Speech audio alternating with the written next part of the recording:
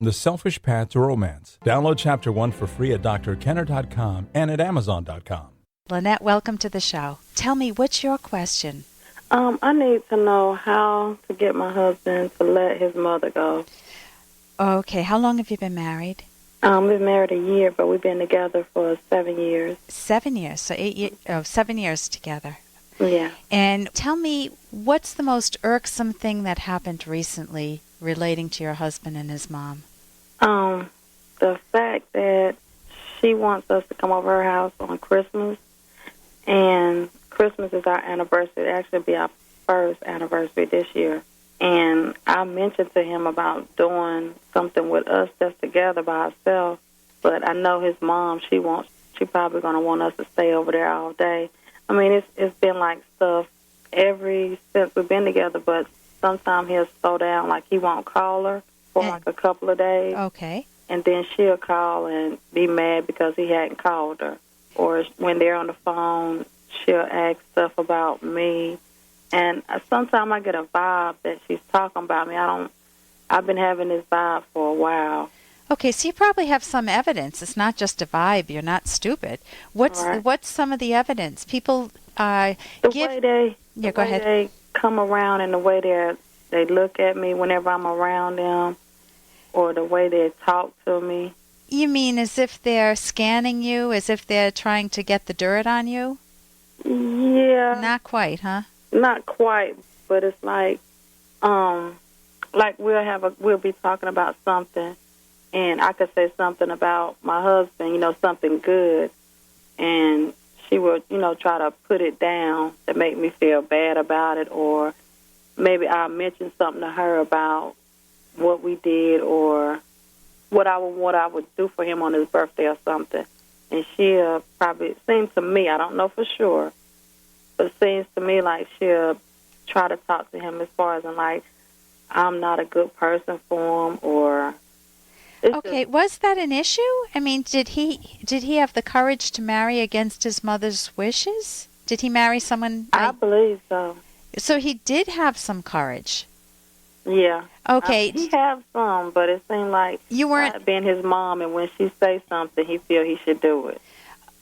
And do you understand where that came from in his childhood? Why he feels he has to kowtow to her? Does he feel really guilty for having given her a hard time at some point in his life? Or has he always been a yes ma'am, I'll do whatever you want type person?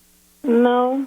He said while they was growing up that he had to be the man of the house because his father had left. How old was he when his dad left? Probably about 7 or 8. Oh, okay. So if we're trying to recreate the picture in the few minutes that we have on radio, I may not have all the details, so I apologize for getting something wrong if I do. But if he grew up feeling like he was the man of the house, he had to step in his dad's shoes, then he and Mom had to coordinate things, didn't they? If she's the lady of the house and he's the man of the house, were there many other kids in the family? Yeah, 2 other ones. 2 other kids? Younger? Yeah. So he took on a parentified role at a very young age. Right. And he's got some sort of bond with his mother that makes it much more difficult for him to feel independent of her. Okay. That's what you're saying, right? Yeah. And so you need to be able to speak. How do you let him know that this is a problem? Hey, I got to interrupt this because we've got to pay some bills. 30 seconds, that's it. A very quick ad, and then Ellen will be back. Romance.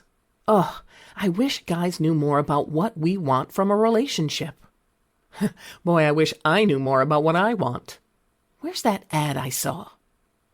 Here it is. The Selfish Path to Romance. A serious romance guidebook. Download Chapter 1 for free at selfishromance.com and buy it at amazon.com. The Selfish Path to Romance. That is interesting. You need to be able to speak. How do you let him know that this is a problem? That's the thing. I've been holding it in. Oh, sometimes don't do I'll that. mention some stuff, like you're a mama's boy. You always have to call your mama every day, or you have to talk to her every day. It's not like that. I don't want him to have any communication with her. Yeah. I would love for him to have communication with her, but it just seems like it interferes in our relationship. Okay, so you let it get to the point where you get so frustrated that you start labeling him as a mama's boy. Right. And he has got to resent that because he's probably thinking she has no idea. Lynette has no idea what I went through with my mom, Dad leaving, taking care of the kids, and if I want to spend time with my mom on Christmas, I'm not going to abandon her the way Dad did. There may be some thought patterns that he has like that. But he needs to be able to share those with you. So what I would recommend is to say, honey, when you have a chance, try to catch him at a time when he's open to talking with you. I would love to talk about how to deal with the holidays and how to deal with your mom in a way that works for both of us. Help me understand you better. And then you need a skill that's called active listening. One of the hardest things to do with a loved one is to listen to them, not biting your tongue in a way that you'll never speak up, but just postponing the speaking up for a little bit. You want to draw him out so you get the story, just as a therapist would, to understand the richness of why he acts as he does, so he shares with you. You know, I feel so guilty. I don't know how to say no to my mom. I want to be with you. I would love to spend Christmas with you, honey, but I don't know how to say no to her. So then it's skill building. Could we go to therapy and maybe learn some skills? You might suggest that. Could we get a book? Could we listen to some tapes on assertiveness to help you out, to help both of us out? Because otherwise it's Mom versus you, and it's he's going to feel pinned in the middle. He's going to at times want to throw up his hands and just run away.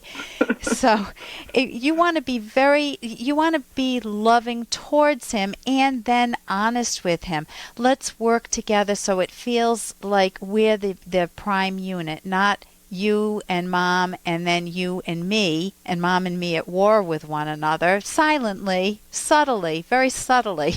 Let's try to help Mom see that the bases have changed, or that the situation has changed, and that help encourage her. Mom, I know how much you would love to spend Christmas. Let's make 2 Christmases this year, and for this Christmas we'll spend it with you. Next Christmas we want to celebrate our anniversary together. You may be able to wean him off of her that way, or both of you wean yourself off of her. So the more you do it with kid gloves, but not by shutting up and biting your tongue ever. That will bite you so badly moving forward, Lynette. You need to have a voice in the marriage.